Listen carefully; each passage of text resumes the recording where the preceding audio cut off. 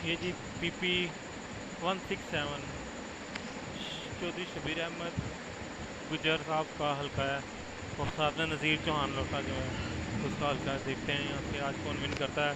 काफ़ी turn over जो है ना नज़र आ रहा है सुबह सुबह। ये देखें जी, अभी सुबह सुबह ही बारिश स्टार्ट हो गई है और ये वोटर काफ़ी ज़्यादा तादाद में निकलना स्टार्ट हो गए हैं।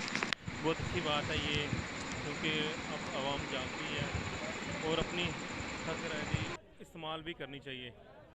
ये जी PP 158 राना एहसन शराफत और साथ में मियाँ अकरम जो है PTI की तरफ से हैं।